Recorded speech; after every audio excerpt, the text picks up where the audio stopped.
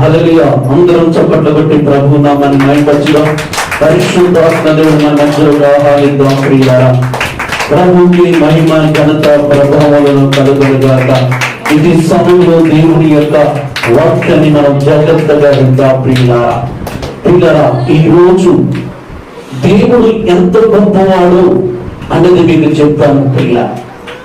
దేవుడు ఎంత గొప్పవాడు అని మీకు తెలుసుకోవడానికి, మీకు అర్థం కావడానికి, దేవుని శక్తి ఏంటి, దేవుని పవర్ ఏంటి అనేది మీకు ఈ రోజు కొంత నిమిషాలుగా దేవుడు మాటలు అందిస్తుండగా జాగ్రత్తగా దేవుని వాక్యాన్ని విందాం. ప్రియులారా, ఈ రోజు మనిషికి సాధ్యపడింది, మనిషి వల్ల కానిది, మనిషి చేయలేనిది, మనిషి సాధించలేనిది, మనిషి అనుకున్నది జరిగించలేనిది దేవుడు జరిగిస్తాడు. ప్రియులారా, ఈరోజు ప్రియులారా, మానవుడి వల్ల కానిది దేవుడు వల్ల అయితే, ప్రియులారా, డాక్టర్ల వల్ల కానిది దేవుడు వల్ల అయితే, ప్రియులారా, మన వల్ల కానిది దేవుడు వల్ల అయితే. ప్రియులారా, ఈరోజు చాలా మంది అనుకుంటారు నా లైఫ్ ఫెయిల్ అయిపోయింది అనుకుంటారు, కానీ నీ లైఫ్ లో దేవుడు ఉంటే నీ లైఫ్ సక్సెస్ అయింది. ప్రియులారా, నా జీవితం ఇదే, ఇక నా బ్రతుకు ఇదే అని అనుకుంటాను. ప్రియులారా, నీ జీవితంలోకి దేవుడు వస్తే, నీ బ్రతుకులోకి దేవుడు వస్తే నీ జీవితం ప్రియులారా మార్చుకున్నాడు. నేను ప్రకటిస్తున్నటువంటి దేవుడు. చాలా మంది ఈరోజు నిరాశ పడుతున్నారు, చాలా మంది బాధపడుతున్నారు. ఎందుకంటే కుటుంబంలో సమస్యలు, పిల్లగాళ్ళు సమస్యలు, చేస్తున్న పనికల సమస్యలు, ప్రియులారా ఎన్నో సమస్యలు, ఎవరికి చెప్పుకోలేని సమస్యలు, ఎవరికి చెప్పుకోలేని బాధలు, హృదయంలోనే దుఃఖము, హృదయంలోనే బాధ. ఎవరితో చెప్పుకుంటే నా సమస్యలు తీరుతాయి, ఎవరితో చెప్పుకుంటే నా బాధలు తీరుతాయి. నా భర్త ఏమో మారట్లేదు, నా భార్య ఏమో మారట్లేదు, చేతికొచ్చిన కొడుకేమో మాట వినట్లేదు, చేతికొచ్చిన బిడ్డ ఏమో మాట వినట్లేదు.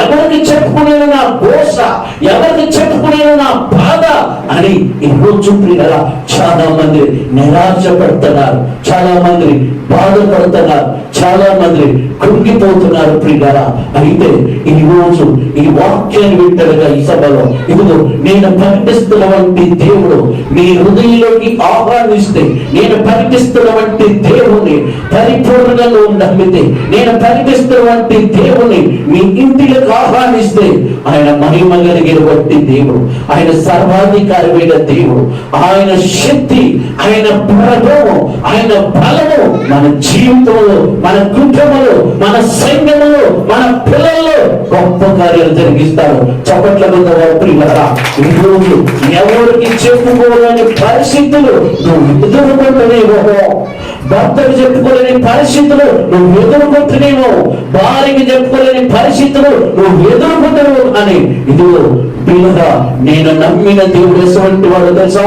మనుషులతో మాట్లాడగలిగినటువంటి దేవుడు, మనుషులతో మాట్లాడగలిగినటువంటి దేవుడు, ఆయన సర్వాధికారమైన దేవుడు, నిత్యము కోటాని దూతల మధ్య రాత్రి మొదలు శుద్ధించబడినటువంటి గొప్ప దేవుడు. ప్రియులారా, ఈరోజు ఆయన దగ్గరకు వచ్చిన నీవు నీ సమస్యలు పూర్తిగా చెప్పు. ప్రియులారా, నీ పరిస్థితులు దేవుడికి చెప్పు.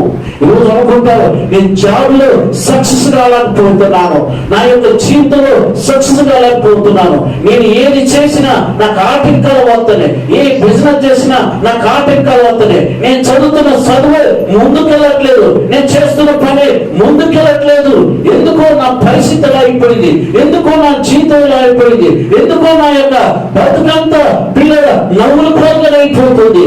ఎక్కడ చూసినా అదే నా పరిస్థితి. నా కుటుంబం మారట్లేదే, నా పిల్లలు మారట్లేదే, నా భర్త మారట్లేదే, నా భార్య మారట్లేదే, ఎందుకు మారట్లేదు అని ఏ రోజు దేవుడి దగ్గర మనం కన్నీరుగా వచ్చి ప్రార్థన చేసేవారు కొన్నవా? బాధ అయితే ఉన్నది, కుటుంబ సమస్యలు అయితే బాధ ఉంది. ఆ సమస్యను చూసి ఈరోజు సమస్య వైపు చూడదు, కానీ నువ్వు నమ్మిన దేవుడు వైపు చూడు, నువ్వు నమ్మిన దేవుడు వైపు చూడు. ఈ రోజు పిల్లలు ఏ ప్రజల మధ్య తిరిగిన చిన్న చూపు చూశారో అదే ప్రజల మధ్య దేవుడు ఘనంగా నిలవబెడతాడు. ఏ ప్రజలైతే నిన్ను ద్వేషించారో అదే ప్రజలు నిన్ను ప్రేమించి నిన్ను సన్మానం చేస్తారు. ఏ ప్రజలైతే నిన్ను నెట్టివేశారో అదే ప్రజలు నీకు ఎలకం స్వాగతం అని పలుకుతారు. ఎందుకంటే ఆరాధిస్తున్న వంటి దేవుడు భూమి ఆదర్శమును సృష్టించిన దేవుడు. చప్పట్లలో పంపిల్లారా, ఇంద్రులారా, మనుషుల వల్ల కాదు, దాడుల వల్ల కాదు, సైన్సిస్టుల వల్ల కాదు, డబ్బు వల్ల కాదు, బంగారం వల్ల కాదు, అధికారం వల్ల కాదు, దేవుడు ద్వారా గొప్ప కార్యం జరిపిస్తాడు. బైబిల్లోకి వెళ్దాం ప్రియులారా. దేవుడు ఎంత గొప్పవాడో మొదటి సామెతలు మొదటి అధ్యాయము 10వ వచనాన్ని జ్ఞాపకం చేసుకుందాం ప్రియులారా. దుఃఖాక్రాంతురాలై వచ్చి యెహోవా సన్నిధిలో ప్రార్థన చేస్తూ బహుగా ఏడ్చుతుంది. చాలు ప్రియులారా, బహు దుఃఖాక్రాంతురాలైపోయింది. ఏమో ప్రియులారా, ఏమో పేరు అన్నా బహుదు దేవుడి సన్నిధికి వచ్చి ఏడుతుంది, దేవుడి సన్నిధికి వచ్చి మొర పెడుతుంది, దేవుడి సన్నిధిలో ఆ వేదన అంతా చెప్పుకుంటుంది దేవుడికి.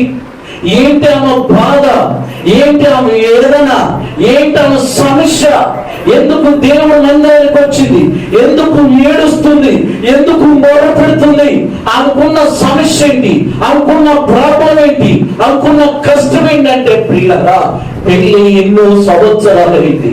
పెళ్లి ఎన్నో సంవత్సరాలు అయినప్పటికీ ఆమెకి ఏం లేదంటండి, సంతానం లేదు. తన భర్త ఇద్దరు చేసుకున్నాడు, పెనిల్లాని అన్నాని చేసుకున్నాడు. ఎలకాలు ప్రియులారా, అయితే పెనిల్లాకి పిల్లలు ఉన్నప్పుడు ప్రియులారా, ఆ పిల్లలు ఉన్నప్పుడు ఆ యొక్క పిల్లలు లేని తల్లి చూసినప్పుడు చాలా బాధపడుతుంది. ఆమెకు ఆస్తి ఉంది, ఆమెకు డబ్బు ఉంది, మంచి పొజిషన్ ఉంది, ఈ బంగారం ఉంది, ఫ్లాట్లు ఉన్నాయి, మంచి స్థితిలో ఉంది. ఏమి లేదంటే ఆమెకేమి లేదు, పిల్లలు లేరు, ఆమెకేమి లేదు, గర్భఫలం లేదు. పిల్లలు ఆమె తలుచుకుంటే ఏదైనా చేయగలిగే దమ్ము ధైర్యం అనుకున్నది. అధికారం ఉంది, పలుకుబడి ఉంది, డబ్బు ఉంది, బంగారం ఉంది, అన్నిటికన్నా కానీ ఆమెకేమి లేదు, సంతానం లేదు. అయితే ప్రియులారా, ఆ సంతానం ఎవరు వల్ల అయితే, గర్భఫలం ఎవరు ఇస్తారు? అయితే ప్రియులారా, ఎన్నోసార్లు తన భర్త భార్యని ఓదార్చిండు. పిల్లలు లేకపోతే మనం బతకలేమా, పిల్లలు లేకపోతే మనం జీవించలేమా అని భర్త ఎన్నిసార్లు భార్యని నచ్చజెప్పాడు, భార్యని ఓదార్చాడు, భార్యకి ధైర్యం చెప్పాడు. అయినా భార్య మనసులో బాధ, భార్య మనసులో దుఃఖం. ఎందుకు బాధ? ఏ ఫంక్షన్ పోవాలన్నా, ఏ పెళ్లికి పోవాలన్నా, ఎక్కడికి వెళ్ళాలన్నా ఫస్ట్ నీ ఆస్తి ఎంత ఉందని అడగరు కదా, నువ్వు ఏ యొక్క ఉద్యోగం చేస్తున్నావు అడగరు కదా, నీకు ఎంతమంది పిల్లలు, వాళ్ళు ఏం చదువుతున్నారనే టెన్షన్ లో పెళ్లిళ్ళు అడుగుతుంటారు. తన యొక్క పిల్లల అన్న ఫ్రెండ్స్, అన్న బంధువులు, అన్న స్నేహితులు, పిల్లరా ఏంటి నాతో పాటు పెళ్లి చేసుకున్న అమ్మాయి కదా, ఏంటి పిల్లలు లేరు అని పిల్లరా ఒక మాట అన్నప్పుడు ఆమె గుండె పగిలిపోతుంది. ఎందుకు నాకు ఇంత ఆస్తి ఉంది, ఎందుకు ఇంత కరుకుబడి ఉంది, నాకు ఎందుకు ఇన్ని ఎకరాల భూమి ఉంది, ఎందుకు నాకు లంకెంత పంపు ఉంటే దీనికి ఎన్నన్నా ఏం ప్రయోజనము? నాకు అమ్మ అనిపించుకునే పిల్లలు లేరే, నాన్న అనిపించుకోవడానికి బిడ్డలు లేరే అని ప్రియులారా అన్న తన ఇంటి కానించి యెరూషలేము మందిరానికి బయలుదేరి వచ్చేసింది. ప్రియులారా చూడండి, ఆమెకున్న సమస్యకి, ఆమెకున్న ప్రాబ్లమ్స్ కి ప్రియులారా, ఎందుకంటే ప్రియులారా ఇళ్ళకి ఎంతమంది, ఇద్దరు భార్యలు. పెళ్ళినానికి పిల్లలు ఉన్నారు, అన్నానికి పిల్లలు లేరు. ఇప్పుడు లోపల ఎవరిది? అన్నానే. ఎందుకంటే భర్తది కాదు, ఆల్రెడీ ఆ భర్తకు ఇద్దరు భార్యలు ఉండగా పెళ్ళినానికి పిల్లగాలనుకుంటారు కదా, మరి అన్నాకి ఎందుకు పట్టలేదంటే అన్నాలోనే ప్రాబ్లం ఉంది. ఆ ప్రాబ్లం ను సాల్వ్ చేసుకోవడానికి ఎన్ని వైద్యుల గారికి వెళ్ళిందో, ఎన్ని మంత్రశాంతుల గారికి వెళ్ళిందో, ఎన్ని పసరు చేసిందో, అయినా ప్రయోజనం లేదు. అనుకుంది, ఇదిగో నన్ను సృష్టించిన దేవుడి దగ్గరికి నేను వెళుతాను, నన్ను పోషిస్తున్న దేవుడి దగ్గరికి వెళుతున్నాను, అని ప్రియరా యెహోవా మందిరానికి వచ్చట బహు దుఃఖాకాతురాలై ఏడుస్తుందంట. ఆమె ఏడ్చే ఏడుపు దేనికోసం తెలుసా? ఆస్తి కోసం కాదు ఏడ్చేది, లేకపోతే పొలం కోసం కాదు ఏడ్చేది, లేకపోతే నా బతుకు మంచిగా ఉండాలని ఏడవట్లేదు. ఆ ఏడుపు, ఆ మర్ర, ఆ దుఃఖము దేవుడు సన్నిధికి వెళ్ళి మొదలుపెడుతుంది. ఏమన్నా తెలుసా?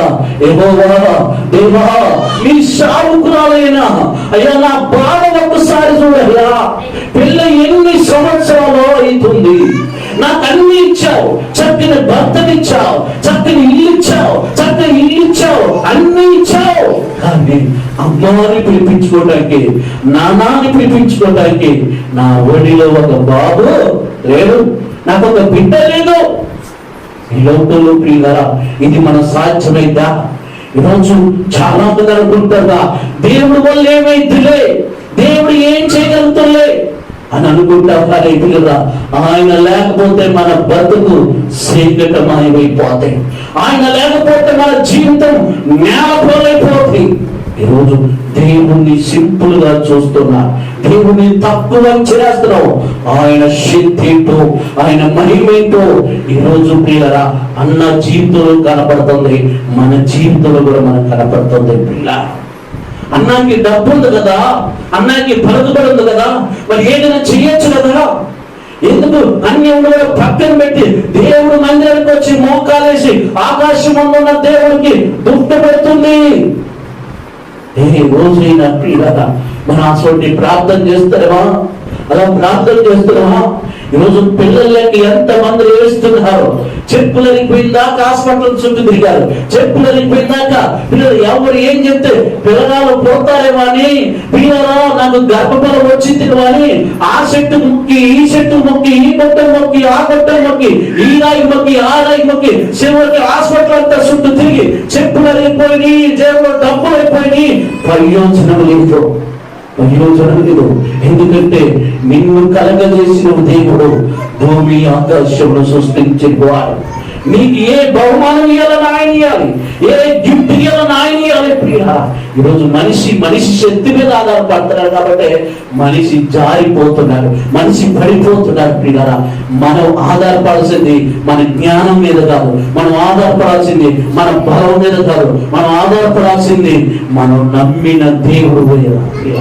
అదేవిధంగా అందుకని ప్రియులారా అన్న జీవితంలో ప్రియులారా ఆమెకి అన్ని వాటి మీద ఆధారపడగానే దేవుడు సన్నిధిలోకి వచ్చి ఆధారపడతాయి. ఈ రోజు నీకు ఏ సమస్య ఉందో, నీకు ఏ ప్రాబ్లమ్స్ ఉందో, నీకు ఏ ఆటంకం ఉందో అన్న ప్రార్థన దేవుడు విన్నాడు కదా, అన్న ప్రార్థన దేవుడు ఆలకించాడు కదా. ఒక్కసారి జ్ఞాపకం చేసుకోండి.